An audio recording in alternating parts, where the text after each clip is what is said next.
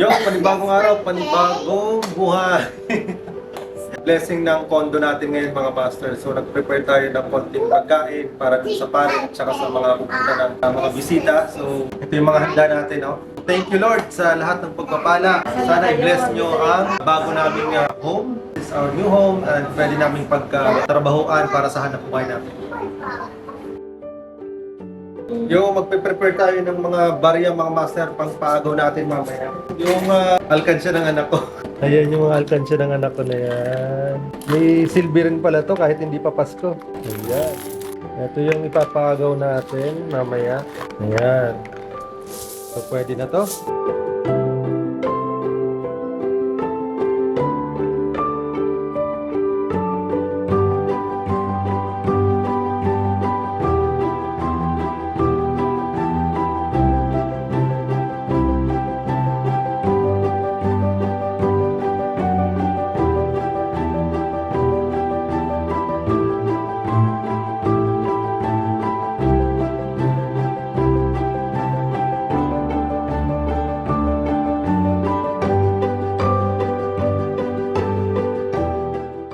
Hinihiling po namin na ipadala mo ang iyong mga anghel upang magbantay sa tahanang ito at sa pamilya na nakatira dito.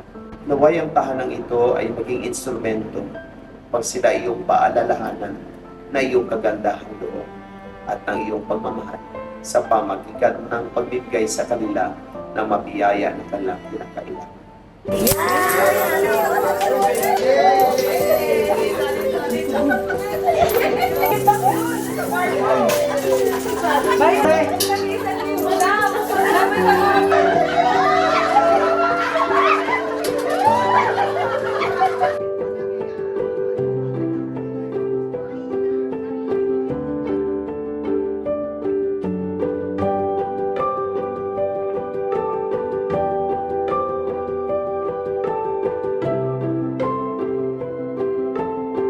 Yung tapos na yung blessing natin mga master at thank you doon kay Father sa nag-bless sa atin at maraming salamat sa panonood and God bless our new home. Siyempre, thank you kay Paring Duns, Master Duns, thank you. We're blessed na nag-blessing na rin yung condo mo. Once again, congratulations sa inyong dalawa ni Mare. Ano ba yan? Panibagong araw. Panibagong buhay. Panibagong blessing pala. Panibagong blessing ngayon. Thank you, thank you.